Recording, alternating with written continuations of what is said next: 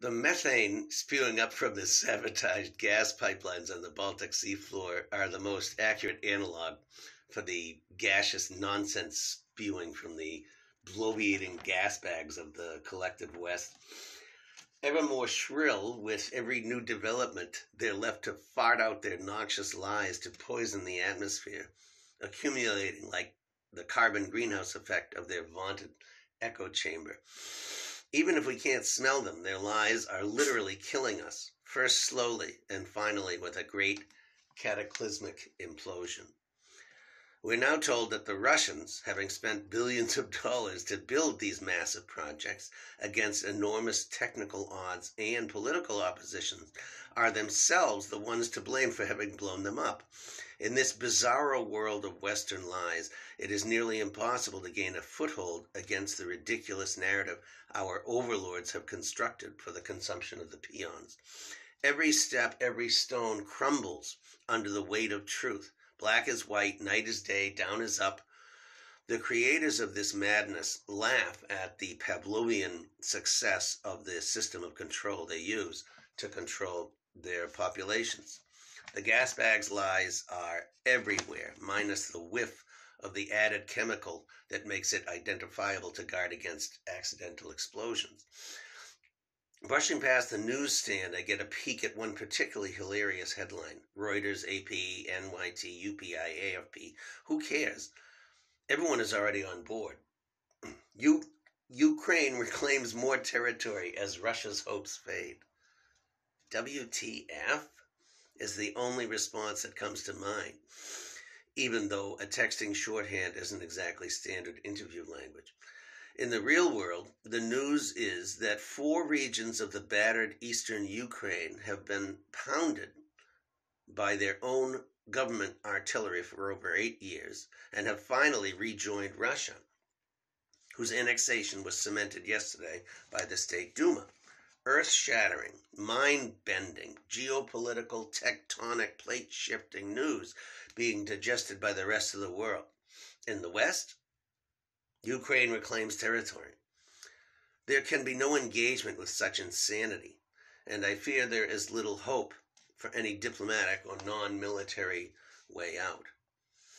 Former CIA stooge David Petraeus, one of the prominent gasbags in the latest methane-bubbling news onslaught, off-gasses more snarling threats about Russia's supposed threat to use nuclear weapons. It's completely made up, of course. Any honest and even casual perusal of Putin's speech on the matter reveals nothing of the sort. But twisting his words, deliberately misinterpreting them, or just fabricating some lie or other out of whole cloth, this is the entire modus operandi of Petraeus and his ilk. It would help, though, actually, to read or listen to his actual speech. Russian doctrine has been crystal clear on the issue of nuclear use in response to a WMD attack or if the existence of the Russian state is under threat.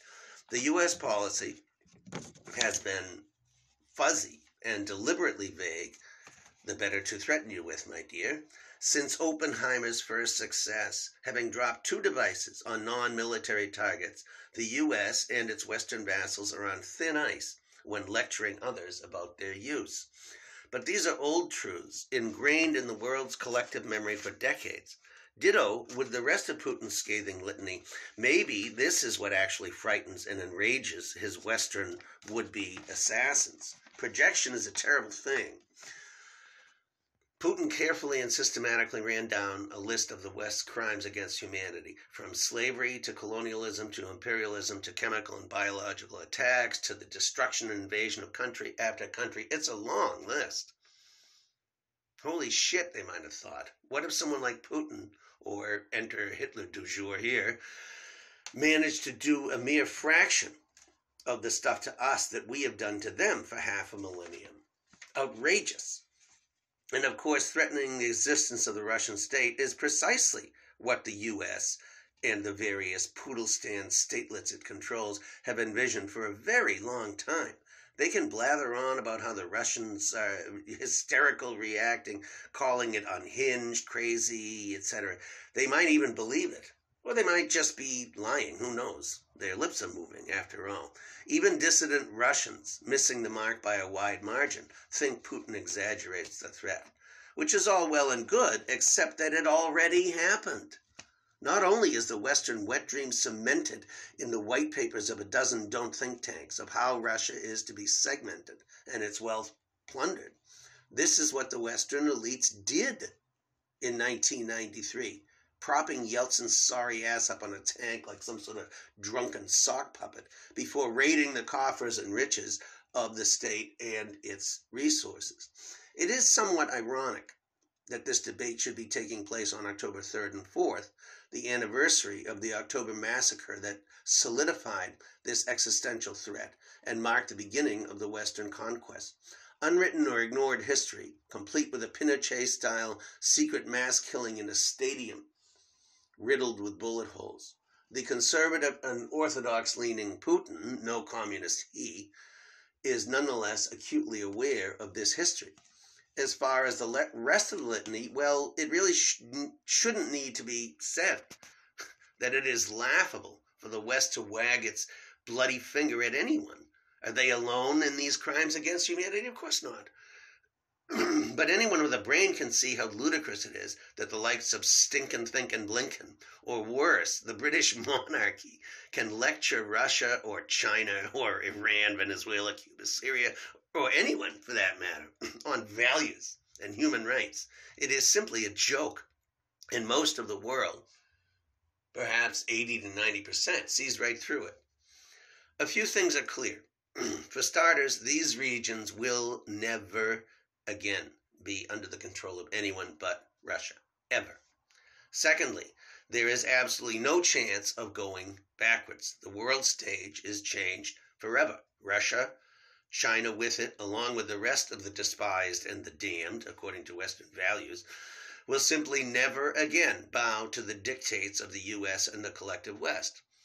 Europe has, stupidly, made its bed and committed economic suicide. Will it happen without conflagration?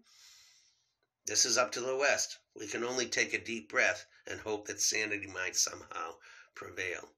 The best advice may come from the old spiritual. Get on board, little children. The ark is a gonna move.